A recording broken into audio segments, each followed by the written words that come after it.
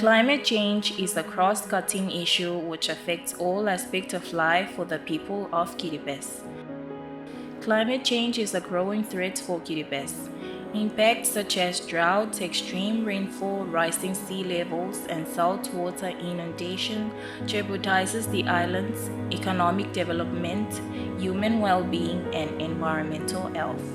The current government of Kiribati takes actions designed to coordinate efforts towards integrating climate adaptation and disaster risk management into development planning and budgeting at national, sectoral, and island levels.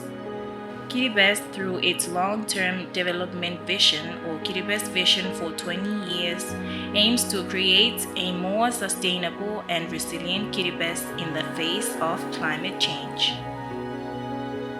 The government of Kiribati has embarked on many projects as well as policies and legislations aimed at minimizing and mitigating the effects of climate change and building the adaptive capacity and resilience of its people.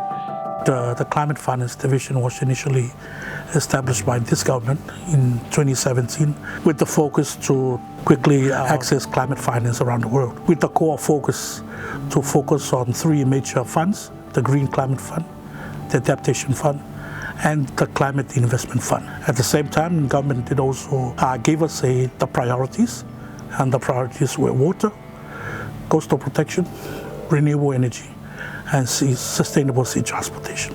South Tarawa Water Supply Project, it's a large value project totaling US $60 million.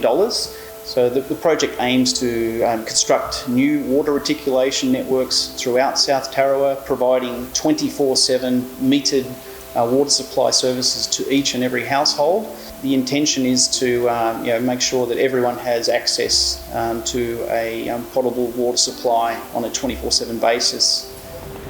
The Disaster Risk Management and Climate Change Act is the legislation that Kiribati will be used when dealing with climate change and disaster in Kiribati. The purpose of the Act is to help communities to reduce, adapt to, prepare for, respond to, and recover from the impacts of disaster and climate change. And it is envisioned that, including the new provisions in this Act of having provision on multi-sectoral actions on the mitigation, adaptation, disaster risk reduction will help Kiribati to develop in the face of climate change and disasters. The project is about enhancing national food security, capacity building of communities and those in government who could assist our communities to be more resilient to the impacts of climate change.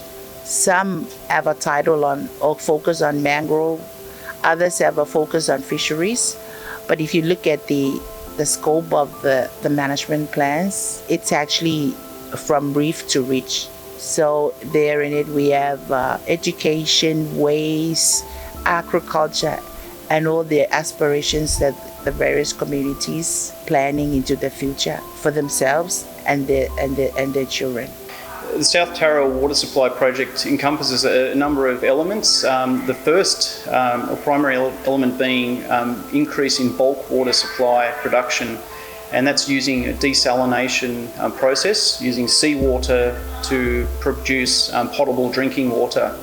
At the current time, Bonriki and water lenses are stretched to their limits to meet the current demands. So the increase in production will enable people to access around 52 litres per day per person.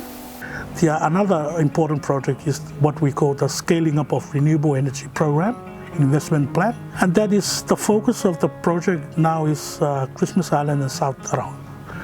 And phase one of this project proposal is being developed as we speak with the Asian Development Bank, financing from the Climate Investment Fund and other co-financiers such as the European Union. But again, this project will again be upscaled to a larger coverage to cover all the outer islands, with the targeting 60% of most of our power to be powered by solar, so renewable energy or solar. There's a long way to go, but we could see that the local communities are interested and would like to help himself by contributing what they could do at their island and community level. In most times that we want to access finance, it's all about who are the beneficiaries. So most of the beneficiaries of this project, as I explained earlier, water is the need of everyone. So I would say who are the beneficiaries will be a cross section for the population.